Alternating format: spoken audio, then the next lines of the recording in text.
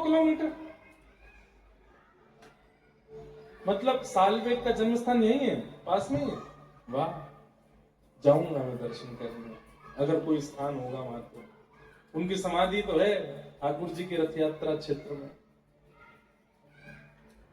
इसे कहते कल्याण। ब्राह्मण छोड़िए, क्षत्रिय छोड़िए, वैश्य छोड़िए, हिंदू धर्म में नहीं है। एक यमन कुल में जन्म लिए सालबेग, कोई संस्कार नहीं, सुसंस्कार नहीं, वहां पर त्रिकाल संध्या नहीं होती है, उनके घर में 2 समय के दीप नहीं जलाए जाते हैं। सालबेग के घर में गीता, रामायण, भागवत, महाभारत आदि का पाठ नहीं होता है।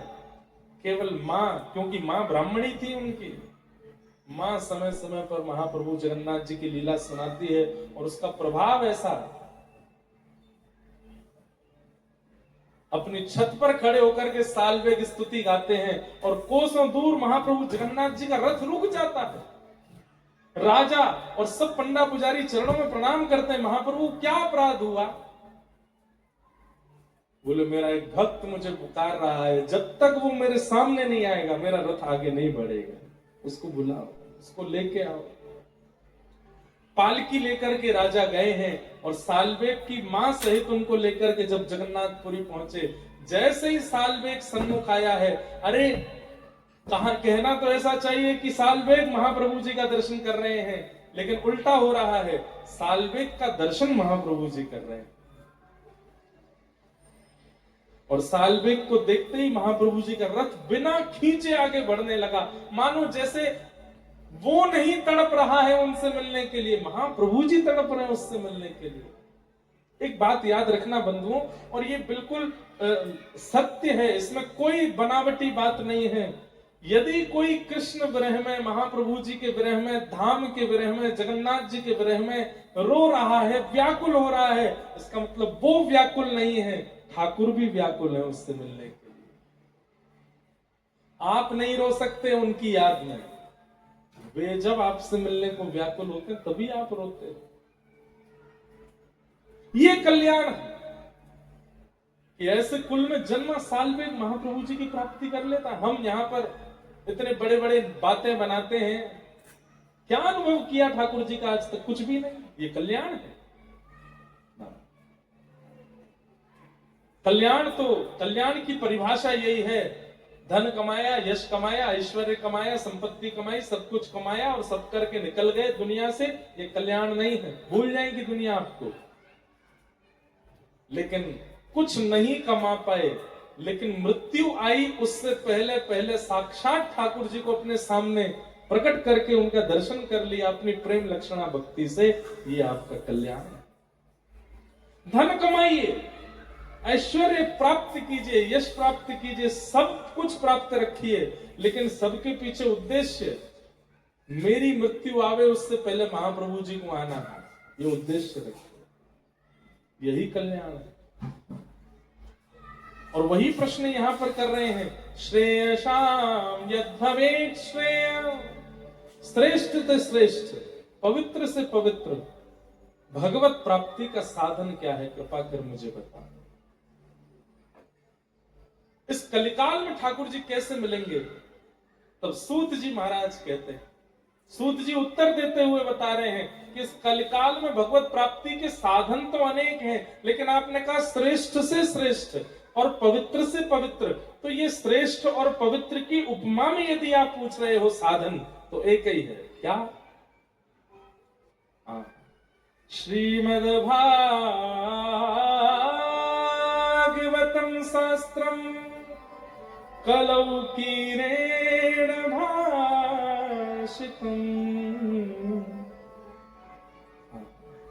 कालव्याल मुखग्रास त्रास नरणासे तवे श्रीमद् भागवतम शास्त्रम।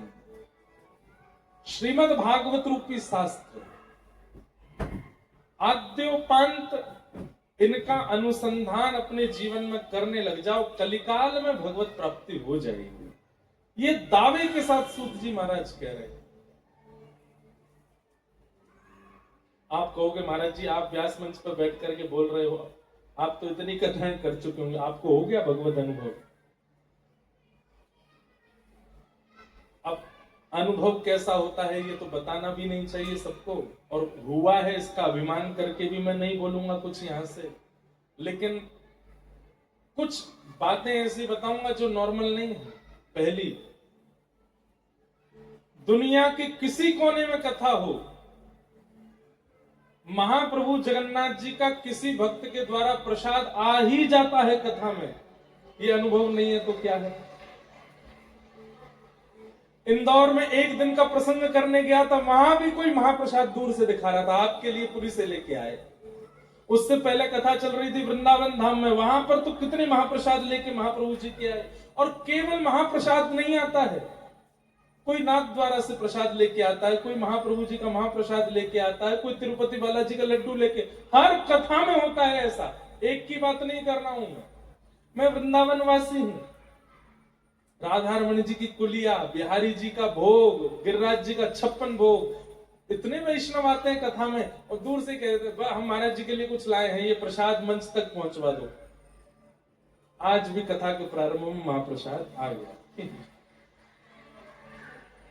हमारे महाराज जी लेकर के आए, तो ये तो चलो पास है, यहां तो आना स्वाभाविक बात है, लेकिन हर कथा में आता है।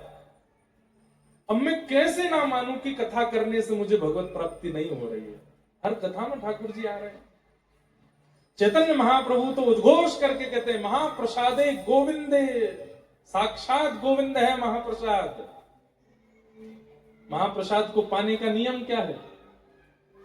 जैसे कोई महाप्रसाद लाया तो कहते हैं छिना लो, वो दे रहा है उससे पहले तो लो और तुरंत खोल करके पालो। एक तिनका लो लेकिन ले लो तुरंत। क्यों? आपने अगर रखा चलो शाम को पाएंगे, कल पाएंगे, रात में प्राण चले गए, तो महाप्रसाद सन्मुख आए तुरंत उसको अपनी जिह्वा पर धर लीजिए, ऊपर से डाल लीजिए, एक कणिका डाल लीजिए। क्यों? साक्षात गोविंद है। हर कथा में महाप्रसाद आता है, हर कथा में तिरुपति बालाजी का लड्डू आ जाता है। अच्छा एक और बात, एक आध कथा स्किप हो जाती है, तिरुपति जी का प्रसाद नहीं आया, नाथ द्वारा का प्रसाद नहीं आया, द्वारिका का, लेकिन जगन्नाथ महाप्रसाद तो हर कथा में आता, हर कथा में। भगवान करे ये कभी बंद ना हो, आता ही रहे। मतलब मैं चाहूं तो अपनी कथाओं में महाप्रसाद की दुकान लगा सकता हूं। इतना महाप्रसाद आता हर कथा में। खाजा भोग आएगा, ठाकुर जी की बढ़िया सुंदर सामग्री हर कथा में आती है। कथा करते करते 5 वर्ष हुए थे, श्री गिरधर लाल जी की सेवा आ गई अपने आप। नहीं प्राप्त हुए ठाकुर जी, हो गए। कथा करते हैं, कहते कहते नेत्र बंद हो जाते हैं, पद गायन करते करते ठाकुर जी की लीला का अनुभव होने लग जाता है। कई बार व्यास मंच से ऐसी लीलाओं का प्राकट्य होता है जो मैंने पढ़ी नहीं है पर मैंने सुना दी है। उसके बाद जब मैं आचार्यों से पूछने जाता हूं क्या ये लीला कहीं है, तो किसी ना किसी ग्रंथ में वो लीला प्रकट होती है। ये अनुभव नहीं है तो क्या? ये सब बातें हम आपको इसलिए बता रहे हैं ताकि चित्त में विश्वास प्रगाढ़ हो जाए कि श्रीमद् भागवतम शास्त्रम कलौ कीरेण भाषितम। श्रीमद् भागवत शास्त्र है जो कलिकाल में भगवत अनुभव कराता। अब देखो लोग बात तो विवाद करते ही हैं और हमारे पीछे तो बहुत ही पढ़ने लग गए हैं आजकल लोग, लेकिन विवाद की बात नहीं है, सौभाग्य की बात है। हम कहीं भी दर्शन करने जाते हैं, कहीं भी फोन नहीं करते, कहीं भी टिकट नहीं लेते, कहीं भी किसी को संपर्क नहीं करते, हम बस पहुंच जाते हैं। द्वार पर ही कोई हमको मिल जाता है जो सीधे पकड़ के वीवीआईपी कोटा में ले जाकर खड़ा कर देता है, आप करो दर्शन। हम उसको वीआईपी वीवीआईपी नहीं मानते, हम उसको कहते हैं कि कथा करते हैं ना, ठाकुर जी का यश गाते हैं, सबको कथा सुनाते हैं, तो ठाकुर जी हमको थोड़ा सा प्रायोरिटी ज्यादा दे देते, आ जाओ तुम आगे आगे कर लो। किसी से कहते नहीं, अपने आप हो जाता है। भगवत अनुभव नहीं है तो क्या?